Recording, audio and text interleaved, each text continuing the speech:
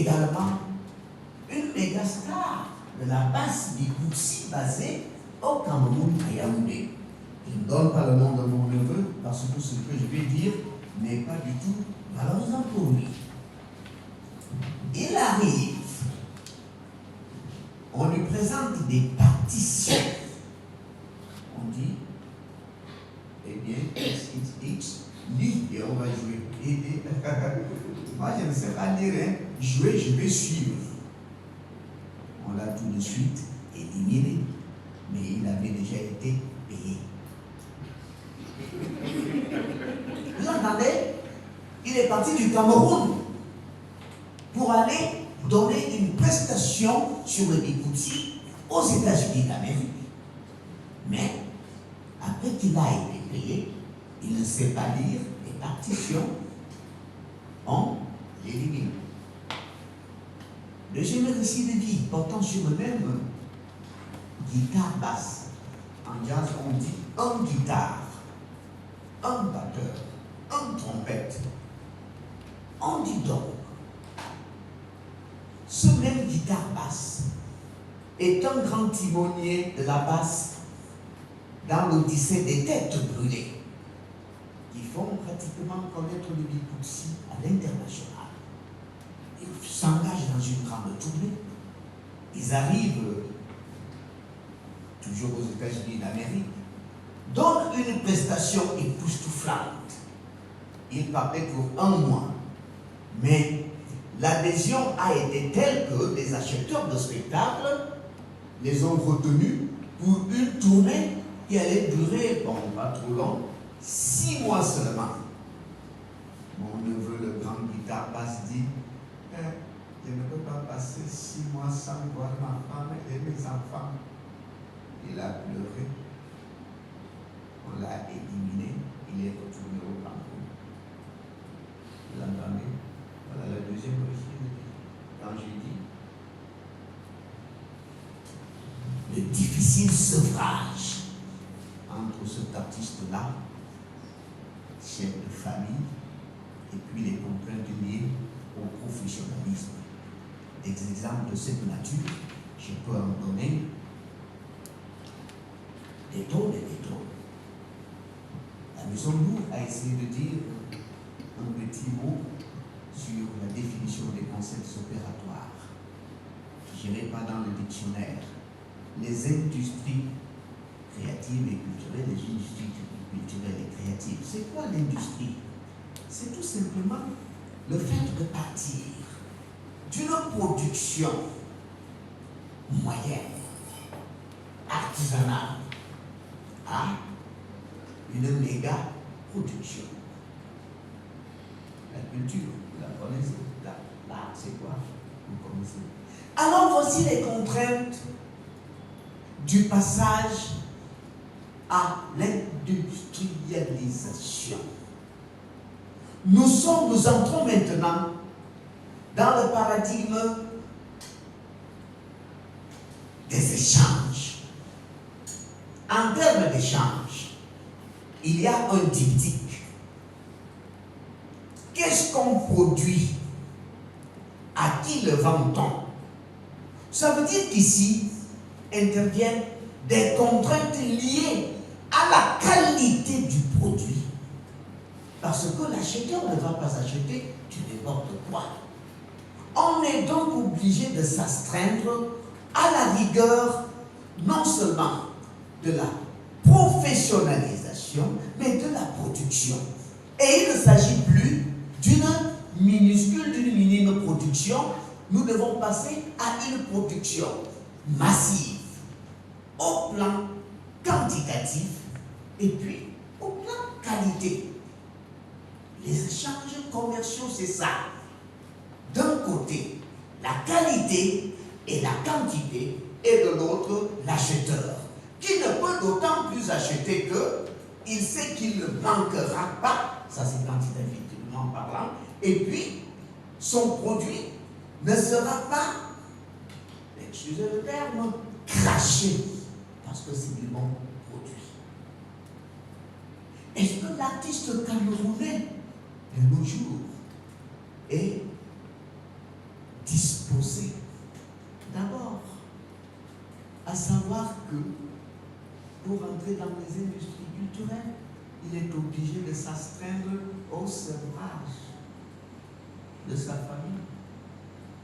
On va parfois l'impliquer dans une tournée de 6, 8, 10 mois. Ce qui va d'abord, en amont, lui imposer de s'astreindre à la rigueur du travail. La rigueur du travail est telle que, par jour, chaque fois que Vincent Guigny venait passer son temps ici, il était content parce qu'il disait que quand il est en Amérique, le jour où il est paresseux, c'est 12 heures de travail. 12 heures de travail par jour. Parfois, c'est 20 heures quand ils sont au-devant d'une grande tournée, au-devant d'une grande production. Pour brosser maintenant rapidement, je le dis, la grande problématique des industries, c'est qu'on a besoin d'un côté du quantitatif et du qualitatif. Sinon, vous ne rentrez pas dans les industries. Celui qui achète a besoin du bon produit et il faut que ce produit-là, qu'il n'y ait pas de manque. Il doit être massif. Pour essayer de brosser rapidement maintenant une petite historicité. Comment est-ce que ça démarre au Cameroun quand notre musique passe du village à la ville, c'est-à-dire de sa stature de musique patrimoniale, que vous appelez musique traditionnelle, à la musique de variété. Il y a bien des artistes de talent, il y a des artistes inspirés. Que font-ils? Pour le compte de la forêt, ils vendent du cacao et par eux-mêmes vont produire leur première cassette. À l'époque des cassettes, on a commencé comme ça de façon artisanale. Après cet artisanat-là, où les gens produisaient leur propre musique sur la base de leurs propres efforts et l'hospitalité de la famille ou des amis, eh bien on est passé de cet état à l'état de ce qu'on a appelé les producteurs. Qui étaient les producteurs? Les producteurs étaient des messieurs et dames basés en ville, avec beaucoup d'argent, qu'ils avaient gagné ailleurs. Étant donné la grande popularité autour de la musique, ils se sont mis à produire soit du disque vinyle, soit des cassettes un peu plus tard, des CD. Ces gens-là, ces producteurs-là, étaient présentés comme des dieux auprès des artistes dont ils produisaient des œuvres. J'ai ce récit de vie où un homme et autre invité à donner des prestations à Escalier Bar s'était mis à se disputer une bassine de riz avec le gros matou, le gros chien de leur producteur, parce qu'ils étaient surpris qu'on traite presque comme des serviteurs. Ils ne boivent pas suffisamment, ils ne mangent pas comme il faut, mais celui-ci sert toute une bassine de riz au chien. On entend le chien qui fait quand on va guetter, on trouve que le batteur était en train de vouloir retirer la bassine de riz. C'est-à-dire, ces producteurs-là, nous sommes dans les années 80, étaient presque des esclavagistes. Je cite maintenant en donnant son nom parce qu'il est parti. Ambarga Soukous. Il produit Essamba.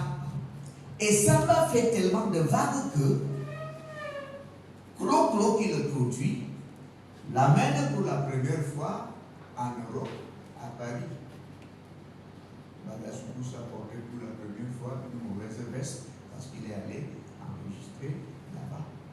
Au départ, il était simplement exalté de ceci que, enfin, il a été au pays des Blancs, il a été à Paris. Et en plus, il a quand même pour la première fois un disque sur le marché. Quand il fait la promotion à la radio, on lui dit, ah ben la Soukous, est-ce que tu sais que tu as le disque de l'année? Ça veut dire que tu as vendu tel nombre de... Il regarde ce qu'il a perçu. Il n'a pas perçu grand-chose parce que c'est le producteur Claude qui s'est rempli les poches. Nous avons dû séparer de cette ville bagarre entre Mbaga Soukous qui voulait poignarder Claude, son producteur. Donc, nous sommes partis de la production, de l'autoproduction, à une espèce de production, je ne sais pas comment la qualifier, elle n'est même pas vraiment semi-professionnelle. Le producteur, c'est une espèce de patron qui se gave de la créativité de l'autre. Et puis, et là, nous remercions notamment le Centre culturel français. Nous sommes dans les années 90, 2000. Le Centre culturel français s'est mis à donner des bourses à des jeunes Camerounais qui voulaient devenir des promoteurs culturels. À partir de là, nous entrons enfin, nous commençons à faire notre entrée dans les industries productives de la créativité. Les professionnels sont enfin là.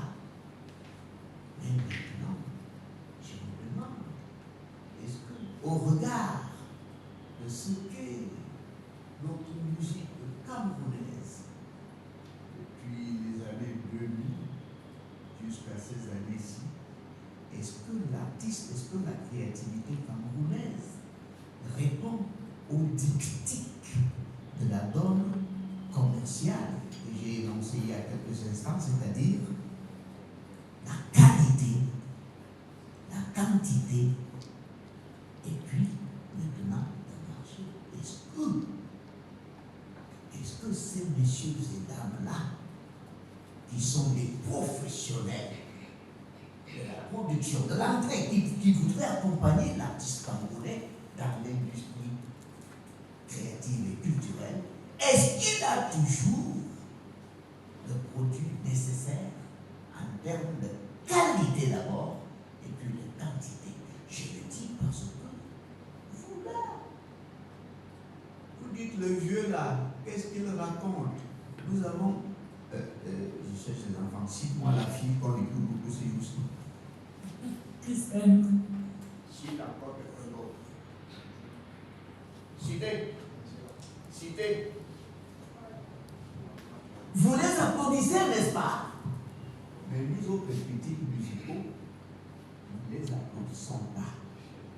Dans la mesure où nous définissons la musique aussi comme étant la mise en commun harmonieuse des éléments vocaux et instrumentaux.